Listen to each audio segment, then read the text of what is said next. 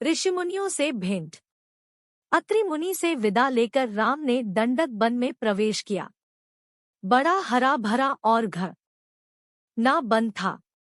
भांति भांति के जीव जंतुओं और पशु पक्षियों की आवाजें सुनाई पड़ रही थी।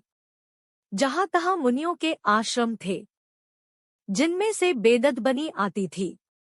श्री राम के आने का समाचार पाकर ऋषिमुनि बड़े प्रसन्न हुए और उन्होंने राम को अपना दोह बताया। वर्टिकल बार मुनि बोले, हाँ, वन में अनेक राक्षस तरह तरह का रूप बनाकर घूमते रहते हैं और अवसर पाकर हम लोगों पर हमला कर देते हैं।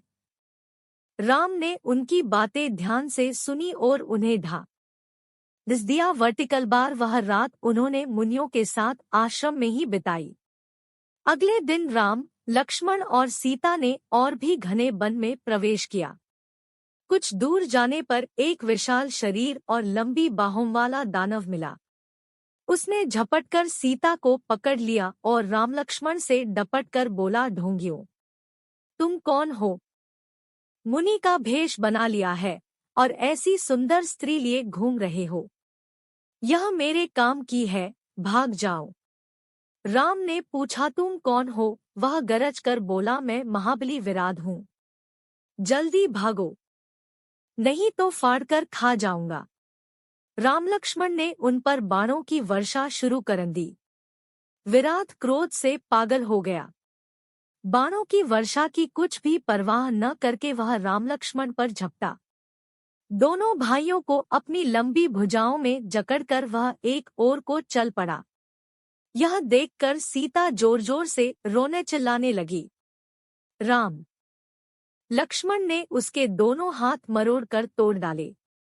तब राक्षस जमीन पर गिर पड़ा। वर्टिकल बार राम लक्ष्मण ने एक बहुत बड़ा गड्ढा खोदा और टोप पीट कर उसे जिंदा ही जमीन में गाड़ दिया। वहां से चलकर राम शरभंग मुनि के आश्रम में पहुंचे। वर्टिकल बार शरभंग मुनि ने कहा, आपके दर्शन से मेरी लालसा पूरी हुई। आपने अच्छा किया कि यहाँ आ गए। ऋषिमुनियों की रक्षा हो जाएगी। आपको देखने के बाद अब मैं और कुछ नहीं देखना चाहता। इतना कहकर शरभंग मुनि जलती हुई चिता में समा गए। अनेक ऋषिमुनि वहां जमा हो गए।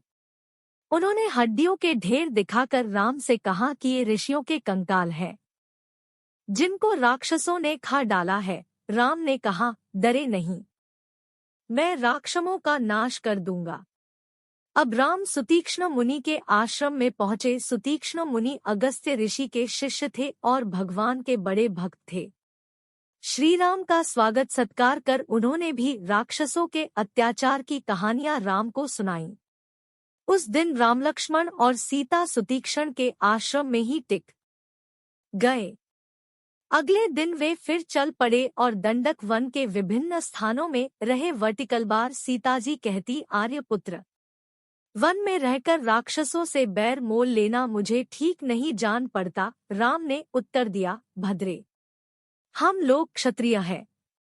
हमारा धर्म है पीड़ितों की रक्षा करना, शरण में आए हुए की मदद करना। ऋषियों को मैं भगवान भरोसे कैसे छोड़ सकता हूँ?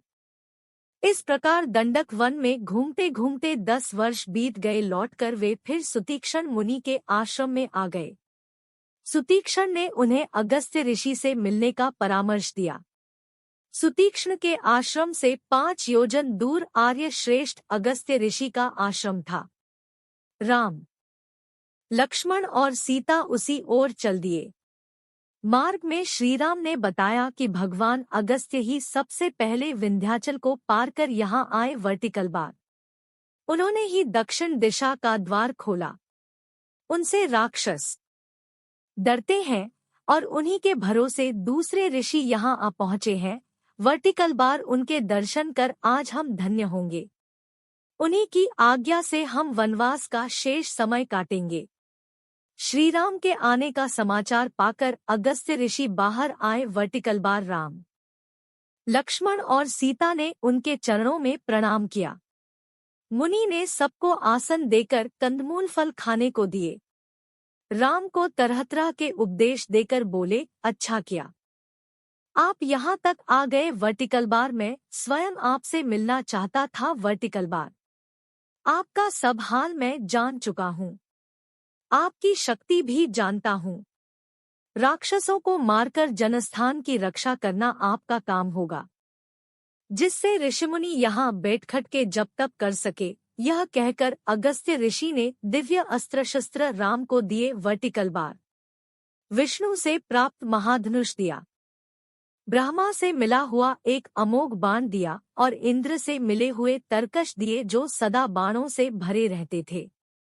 सोने की मूठ वाला एक खड्ग भी उन्होंने श्री राम को दिया।